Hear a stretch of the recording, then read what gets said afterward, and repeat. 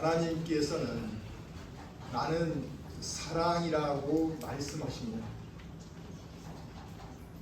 이 말씀은 하나님의 존재 이유가 바로 사랑이심을 선포하고 계신 겁니다. 하나님께서는 모든 만물을 사랑으로 지으셨습니다.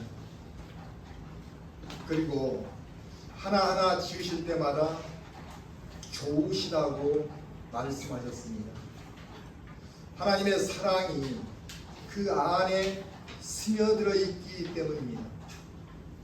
그래서 만물이 모일 때 아름다운 자연이 될 수 있는 것입니다. 또 인간을 지으실 때는 참 좋다고 말씀하셨습니다. 마음에 쏙 든다는 뜻입니다. 왜 그러셨을까? 하나님의 사랑에 더하여 하나님의 형상을 인간에게 넣어서 창조하셨기 때문입니다. 형상은 영적인 생명을 의미합니다. 인간을 하나님의 형상으로 만드심은 하나님과 사랑의 교제를 나눌 대상으로 삼기 위함이셨습니다. 하나님의 사랑은 변하지 않으시고 끝이 없는 영원한 것입니다. 사라지지 않는 것입니다. 그래서 그 사랑 안에 들어가는 사람은 영원한 생명의 삶으로 하나님과 교제할 수 있는 것입니다. 아멘. 하나님의 사랑 안에 살 때 우리는 어떤 유익을 누릴 수 있을까요? 첫째는 하나님 사랑 안에 있으면 두려움이 사라진다고 말합니다. 아멘. 자, 본문 우리 18절 보시면은 사랑 안에 두려움이 없고 라고 말씀하십니다. 인간의 두려움은 왜 있는 걸까요? 그 이유에 대해 한 신학자가 말하기를 인간은 자신의 연약함을 잘 알고 또 능력이 부족하다는 것을 잘 안다. 그리고 언젠가 자신이 죽게 된다는 것을 알고 있기 때문이다. 이렇게 말했습니다. 우리는 인생에 대한 생각이 깊을수록 두려움은 커질 수밖에 없습니다.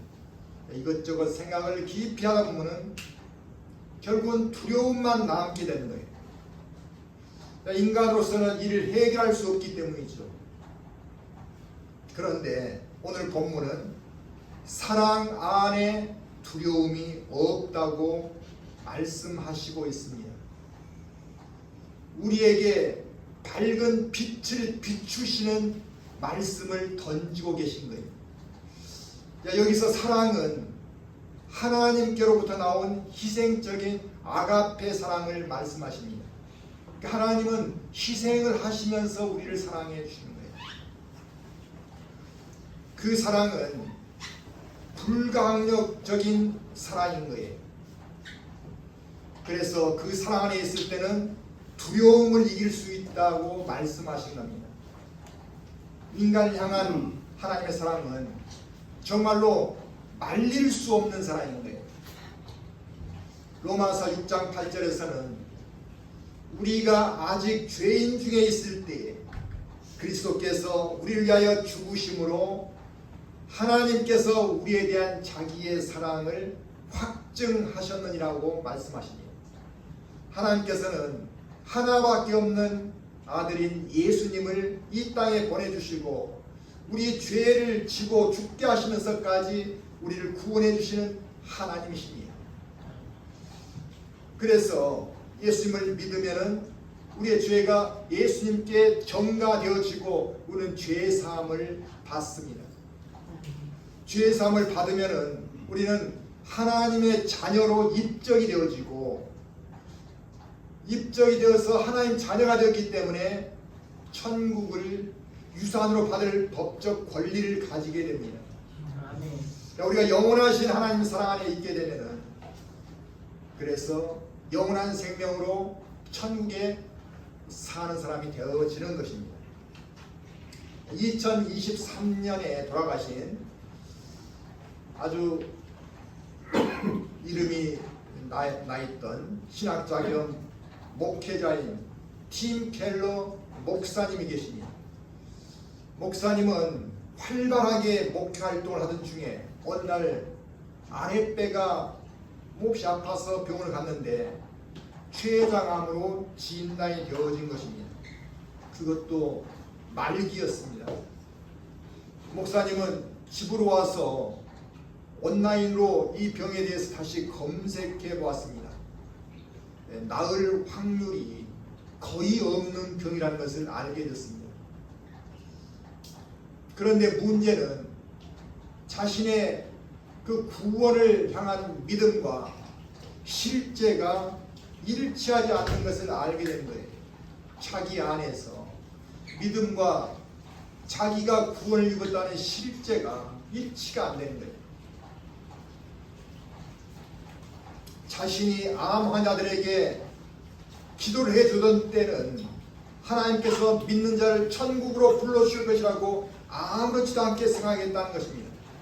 그러나 정작 자신이 암에 걸리자 부끄러운 고백이지만 죽음에 대한 두려움이 이렇게 클지 몰랐다고 했습니다. 그래서 부끄럽고 참담한 마음으로 기도를 계속해 나갔습니다. 자, 그러던 어느 날 이 땅에서 한정된 삶의 집착에서 벗어나서 하나님의 사랑 안으로 들어가는 길을 여신 하나님을 바라보라는 음성을 마음 안으로 듣게 되었습니다. 이 음성을 듣고서 자신을 죄인에서 하나님 자녀로 삼아주신 하나님을 생각하게 됐습니다. 하나님께서는 자녀된 사람을 절대로 버리지 않을 것이라는 확신이 들어오면서 마음의 평안을 가질 수 있었다고 했습니다. 목사님은 운명을 달리하시기 이틀 전에 마지막으로 이런 글을 남겼습니다. 주님을 만날 준비가 되었습니다. 지금까지의 삶이 감사할 뿐입니다. 이제 저를 사랑해 주신 하나님께 저를 맡기겠습니다. 아버지께서 계신 본향으로 보내주소서. 이런 글을 남겼던 겁니다. 목사님은 하나님께서 부르신 곳으로 가기를 원하는 기도를 하면서 평안하게 운명을 하셨습니다. 누구든 하나님의 사랑에 대한 확신이 있을 때 두려움을 이길 수 있는 줄로 믿으시기 바랍니다. 둘째는 하나님 사랑 안에 있으면 승리한 삶이 되게 합니다. 18절 보시면은 온전한 사랑이 두려움을 내쫓나니 이렇게 말씀하십니다. 여기서 온전한 사랑은 하나님 사랑과 이웃 사랑을 의미합니다. 완전한 사랑이 아니라 하나님 사랑과 이웃 사랑, 이것이 온전한 사랑인 것입니다. 하나님 사랑은 수직적인 사랑이고 이웃 사랑은 이렇게 수평적인 사람 간의 사랑인 겁니다. 자, 이 둘이 합치면 뭐가 됩니까? 십자가가 되는 겁니다. 자, 마태복음 22장 37절에서 39절을 보시면은 예수님께서도 내 마음을 다하고 목숨을 다하고 뜻을 다하여 주 너의 하나님을 사랑하고 내 이웃을 내 자신같이 사랑하라 이렇게 말씀하셨습니다. 그리고 이 말씀대로 예수님은 십자가에서 돌아가셨습니다. 바로 하나님 사랑과 이웃 사랑의 바로 현장인 것이죠. 사람은 사회적 관계 안에서 성장하고 살아갑니다. 그래서 사람들과의 교제는 불가피합니다. 그러나 우리를 힘들게 하는 것 중에 하나가 사람 사이의 불신과 미움입니다. 그것도 친한 사람이나 가족 중에 또는 공동체 안에서 그런 일이 있으면 피할 수 없기에 힘들어지는 것입니다. 자, 그렇다면 왜 이런 일이 일어날까요? 그것은 그 사람에 대한 사랑이 식어졌기 때문입니다. 30년 된 부부 사이인데도 어떤 부인은 저 남자 속에는 무엇이 들어있는지 도대체 알 수 없어, 이렇게 남편을 향해서 말한 사람이 있습니다. 또 남편도 부인을 향해서 그런 말 할 때가 있죠. 그런데 만난 지 6개월 정도밖에 안 된 커플들의 말을 들어보면 그 사람에 대해서 나는 잘 안다고 말합니다. 이것이 무엇을 말하는가 하면은 사랑하면은 그 사람을 신뢰한다는 뜻입니다. 그래서 사랑과 신뢰는 같이 가는 것입니다. 자, 그런데 주님께서 말씀하신 사랑은 신뢰할 수 없는 사람까지도 사랑하는 것을 말합니다. 미워서 죽겠는 사람까지도 사랑하는 것을 말하는 거예요. 정말 곁에 두고 싶지 않은 사람까지도 사랑하라는 말씀인 겁니다. 어떻게 그렇게 할 수 있을까요? 그것은 인간의 마음에서 나온 시선으로 사람을 보는 것이 아니라 십자가를 통과해서 바라볼 때 가능합니다. 우리가 하나님께 모든 죄를 용서받을 수 있도록 우리 죄값을 대신 치러주시고 죽어주신 주님의 사랑을 통해서 바라보는 시선인 것입니다. 우리도 그 시선으로 사람들을 볼 수 있기를 축원합니다. 우리는 주님의 은혜를 받은 자들입니다. 갚을 수 없는 사랑에 빚진 자들입니다. 우리가 미워하는 사람을 사랑할 수 있는 것은 십자가 은혜를 믿을 때 가능합니다. 이 일이 어떤 결과를 가져올까요? 그들 끝까지 사랑으로 품어줌으로써 그 사람이 새 사람이 되게 하는 것입니다. 이것이 진정한 승리인 것입니다. 선으로 악을 이기는 일인 것입니다. 십자가 사랑은 원수 관계도 사랑의 관계로 만들어냅니다. 십자가 사랑은 사람을 배제한 채 하나님만을 사랑하면 된다는 영적 교만을 깨뜨리게 합니다. 십자가 사랑은 사람들만을 사랑하는 인간의 감정적 사랑도 뛰어넘게 합니다. 그리고 나와 다른 사람을 불신하는 편견을 깨뜨리게 합니다. 그래서 사랑은 하나님 사랑과 이웃 사랑이 함께 가야 합니다. 그래야 온전한 사랑이 되는 것입니다. 이 사랑은 우리의 삶을 힘들게 하는 것이 아니라 두려움을 이기게 한다고 말씀하십니다. 내가 이기는 것이 아니라 하나님께서 사랑 안에서 역사해 주시기 때문입니다. 요한일서 5장 4절에서는 무릇 하나님께로부터 난 자마다 세상을 이기느니라 이렇게 말씀하십니다.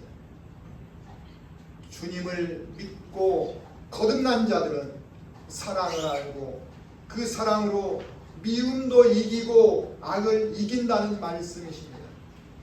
그래서 사랑은 세상을 이기게 된 줄로 믿으시기 바랍니다. 아멘. 남미 에콰도르 정글에 사는 부족에게 복음을 전하던 5명의 미국인 선교사들이 있었습니다. 그런데 그 선교사들이 정글에서 그 부족 사람들에 의해서 창에 찔려 죽임을 당한 것입니다. 그들의 영혼을 불쌍히 여기면서 들어갔는데 그들이 창에 찔려 죽고 말았습니다. 그런데 그들의 부인들, 죽은 사람들의 부인들이 남편들의 그 사랑을 알게 되자 자신들이 그들에게 복음을 전한 일을 이어나가야겠다고 결의를 했습니다. 그래서 다시 그들이 간호사 공부를 하고 현지 언어를 익히는 공부를 했습니다. 그리고는 그 여자분들이 그곳으로 들어갔어요. 갖은 고생을 하며 그곳에서 환자들을 돌봐주고 아이들을 살펴주면서 여러 가지 일을 했습니다. 그리고 그들에게 복음을 전했던 것입니다. 시간이 흐르자 미개한 종족들은 그들을 신뢰하면서 성경의 말씀을 받아들이고 하나님을 아는 종족으로 변했던 겁니다. 특히 그곳 청년을 미국에 보내어 신학을 공부하기 위해서 목사가 되었어요. 그리고 그 종족에게 돌아와서 교회를 짓고 목회를 하게 되었습니다. 선교사 부인들은 그들이 마음속에 나도 언제 보복을 당하지 않을까 하는 두려움을 사랑으로 완전히 말끔하게 지워주었습니다. 그리고 복음을 전함으로 하나님께 영광을 드리게 되었다고 자신들이 간증했습니다. 이처럼 온전한 사랑은 모두에게서 두려움을 내쫓고 하나님께 영광을 돌리게 하는 일이 일어나는 것을 믿으시기 바랍니다. 자, 세 번째, 우리가 하나님 안에 있으면은 하나님께 쓰임받는 자가 되게 하십니다. 우리 19절을 한번 보겠습니다. 같이 읽겠습니다. 우리가 사랑하면 그가 먼저 우리를 사랑하였습니다. 우리가 사랑할 수 있는 것은 하나님께서 먼저 우리를 사랑하고 계시다는 것을 알 때 가능하다는 말씀이십니다. 우리가 하나님을 알지 못할 때는 우리는 하나님 사랑을 받을 수 없습니다. 사랑을 받는다 해도 하나님의 마음을 아프게 하는 사랑일 겁니다. 우리 마음의 강팍함은 하나님의 사랑을 알지 못할 때 나오는 것입니다. 왜냐하면 우리 안에 죄성이 우리를 지배하고 있을 때 강팍해지는 거예요. 그러나 하나님의 사랑이 들어가면은 우리의 죄성을 이기게 될 줄로 믿습니다. 하나님께서 나를 영원까지 사랑해 주신다는 것을 아는 사람은 자신 안에 사랑의 마음이 채워지게 되는 거예요. 그래서 하나님의 품성을 닮아갈 수 있습니다. 그리고 그 품성이 우리 안에 있을 때 하나님의 참여한 자가 되어집니다. 빌립보서 2장 13절에서는 너희 안에서 행하시는 일은 하나님이시니 자기의 기쁘신 뜻을 위하여 너희에게 소원을 두고 행하게 하시나니 이렇게 말씀하십니다. 하나님 사랑을 깨달으면 우리 안에서 하나님 일을 하고자 하는 소망이 일어난다는 것입니다. 그래서 하나님 일에 자발적으로 헌신하게 되는 겁니다. 그렇게 자발적으로 헌신하는 사람, 그 사람은 자신의 연약함이나 부족함을 탓하지 않습니다. 하나님을 더 의지하면서 하나님의 역사하심을 체험하게 되는 거예요. 그래서 하나님의 일에 쓰임받는 사람은 어떤 상황에서도 감사하게 되는 것입니다. 우리 강영우 박사는 우리가 잘 들어봤을 겁니다. 중학생 때 갑자기 맹인이 되었지 않습니까? 그때 그분은 인생이 암흑이 되어버린 상태에서 자기 인생이 끝난 줄 알았다고 합니다. 그런데 그 일로 인해서 믿음이 좋은 숙명 여대생이 서근옥 씨와 인연이 일어나게 되었습니다. 서근옥 씨가 맹인을 돌보는 사람으로 그에게 다가왔던 것이죠. 그래서 둘은 친한 사이가 되어지고 또 대학을 마치자 결혼해서 미국에서 공부해서 박사가 되었고 그런 후에는 백악관에서 장애인 복지 담당 수석 자리까지 오르는 일이 있게 되었습니다. 박사님은 한 기자와의 인터뷰에서 자신이 맹인이 되지 않았다면 현재 공장에서 일하는 근로자가 되었을 것이라고 말했습니다. 그러나 자기 맹인이 되었기 때문에 이 자리까지 오게 하신 것은 하나님의 계획 속에 있었다고 말했던 것입니다. 하나님의 일하심은 기가 막히게 역사하십니다.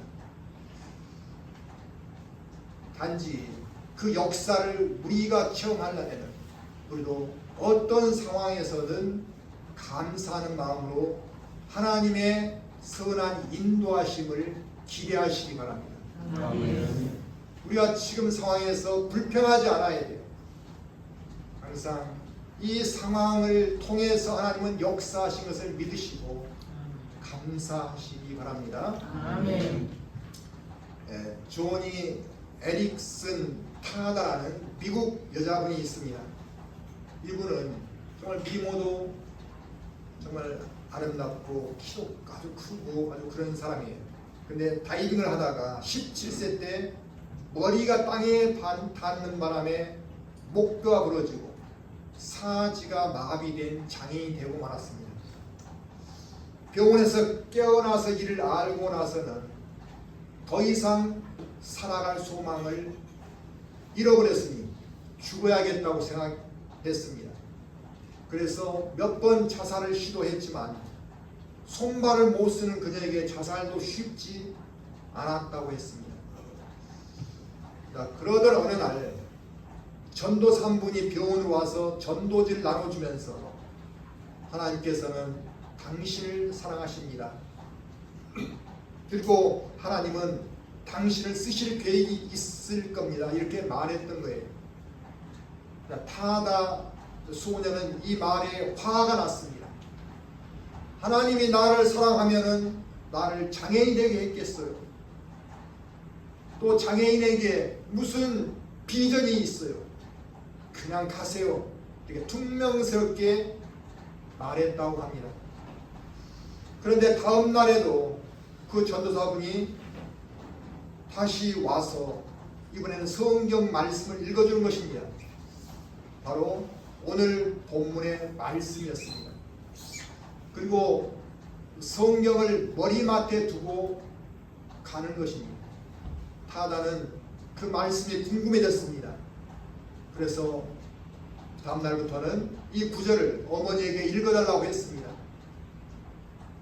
이후로 타다는 매일 성경을 읽어주는 소리를 들으며 마음의 안정을 찾아갔고 교회를 다니게 되었습니다. 그리고 자신이 할 수 있는 일을 찾아보다 입으로 붓을 물고 그림을 그리기 시작했습니다. 시간이 지나자 이 그림을 보러 오는 사람들이 많아졌고 신문 기자들이 앞다투어 취재를 한 일이 있었습니다. 이렇게 대중에 알려졌던 거예요. 그리고 이번에는 자신의 상황을 담은 자서전을 펴서 베스트셀러가 되었던 겁니다. 자서전에서 타다는 하나님은 미련한 자를 택하시고 세상의 약한 자를 택하시며 천하고 멸시받는 자를 택하십니다. 하나님께서 쓰시는 자는 잘난 꽃밭이 아닌 더 이상 버릴 것이 없는 폐허 속에서 피어나게 합니다. 하고 말했습니다. 그러면서 장애는 나를 새롭게 태어나게 해준 고마운 선물입니다. 나는 장애 가진 것을 감사하는 사람이 될 줄은 꿈에도 생각하지 못했습니다. 이렇게 책에다 또한 기록해 놓았습니다. 그녀는 장애인들을 하나님의 사랑으로 볼 수 있게 되었고 장애인들을 격려하는 사람으로 쓰임받게 되었습니다. 그녀는 현재 자신에게 들어온 기금들을 모아서 전 세계 장애인들에게 복음을 전하는 선교 사역자로 일하고 있습니다. 그녀는 책에서 이 일을 하는 것은 하나님 사랑을 흘려보내서 약한 사람들에게 하나님의 사랑을 채워주며 그들이 하나님 일에 쓰임받는 자들이 되게 하기 위함이라고 말했습니다. 우리도 자신이 처한 상황을 불평하지 마시고 다시 한번 말씀드리지만 감사로 받아들이며 하나님의 일하심을 믿고 나가시기 바랍니다. 아멘. 하나님께서는 사랑을 주시는 분이시지만 사랑을 받고도 싶어합니다. 그래서 인간을 자신의 형상을 따라 만드셨던 것입니다. 하나님은 어떤 상황에서도 하나님의 사랑을 감사로 받아들이는 우리를 쓰시고 하나님의 뜻을 이루어 가신다는 사실입니다. 자, 그렇게 하기 위해서 우리는 하나님 사랑 안에 거하는 삶을 살아가야 합니다. 아멘. 그 삶으로 살아갈 때 첫째, 우리 안에서 두려움을 몰아내 줍니다. 아멘. 두 번째는 승리한 삶이 되게 합니다. 아멘. 세 번째는 하나님께 쓰임받는 자가 되게 하십니다. 아멘. 이처럼 하나님의 사랑 안에는 하나님의 권능이 살아있고 역사하십니다. 아멘. 그 역사하심을 믿으며 하나님의 사랑을 실천함으로 복된 길로 나가는 우리 모두가 되시기를 주님의 이름으로 축원합니다. 아멘.